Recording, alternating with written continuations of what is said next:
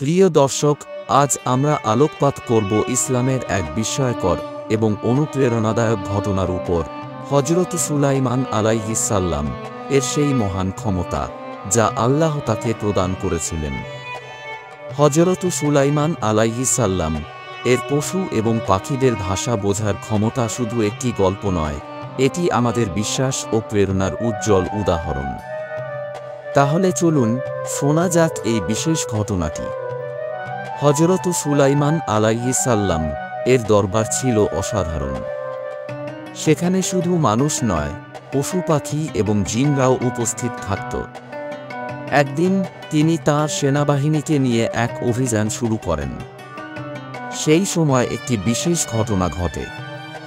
যাত্রাপথে তারা একটি উপত্যকার কাছাকাছি পৌঁছালে এক ছোট পিঁপড়া তার দলকে সাবধান করে বলল, হে পিঁপড়ার দল, তোমরা দ্রুত নিজের গর্তে ঢুকে পড়ো।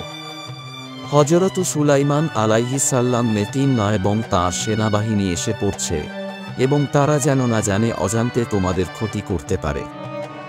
হযরত সুলাইমান আলাইহিস সালাম পিঁপড়ার এই কথা শুনে হেসে উঠলেন এবং তিনি আল্লাহর কাছে কৃতজ্ঞতা প্রকাশ করলেন। তিনি বললেন, হে আমার প্রতিপালক, তুমি আমাকে এই ক্ষমতা দান করেছ। আমাকে এবং আমার পিতামাতাকে যে অনুগ্রহ করেছ তার জন্য আমি কৃতজ্ঞ। আমাকে সৎ কাজ করতে সাহায্য করো যাতে তুমি সন্তুষ্ট হও। একদিন হযরত সুলাইমান আলাইহিস সালাম তাঁর পাখিদের গণনা করছিলেন। তিনি লক্ষ্য করলেন একটি হুদহুদ পাখি অনুপস্থিত। তিনি বললেন, হুদহুদ কোথায়? যদি তার অনুপস্থিতির যুক্তিসঙ্গত কারণ না পাই তাহলে তাকে শাস্তি দেওয়া হবে।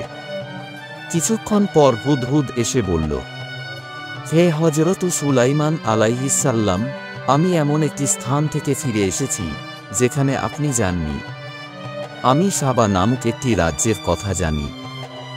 সেখানে একটি রানী আছেন যার সিংহাসন অসাধারণ, কিন্তু তারা সূর্যের উপাসনা করে। হুদহুদ পাখির এই সংবাদে হযরত সুলাইমান আলাইহিস সালাম বিস্মিত হলেন এবং সিদ্ধান্ত নিলেন তিনি রানী বিলকিসের কাছে বার্তা পাঠাবেন। তিনি লিখলেন, এটি হযরত সুলাইমান আলাইহিস সালামের পক্ষ থেকে, যিনি আল্লাহর নামে শুরু করেছেন। তোমরা আল্লাহর প্রতি আনুগত্য স্বীকার করো এবং আমাদের কাছে আসো। রানী বিলকিস এই বার্তা পেয়ে পরামর্শ সভা ডাকলেন। সেখান থেকে তিনি বুঝতে পারলেন এটি কোনো সাধারণ রাজা নন। এরপর তিনি হযরত সুলাইমান আলাইহিস সালাম এর দরবারে আসার সিদ্ধান্ত নিলেন। অবশেষে রানী বিলকিস হযরত সুলাইমান আলাইহিস সালাম এর দরবারে আসেন এবং আল্লাহর উপর ঈমান আনেন। এই ঘটনা আমাদের শেখায় হেদায়েত এবং প্রজ্ঞার পথে আল্লাহর পথে চলার গুরুত্ব।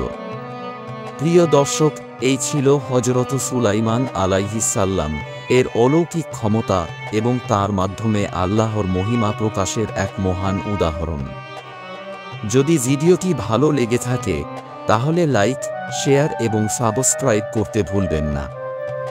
আল্লাহ আমাদের সবাইকে সঠিক পথে পরিচালিত করুন।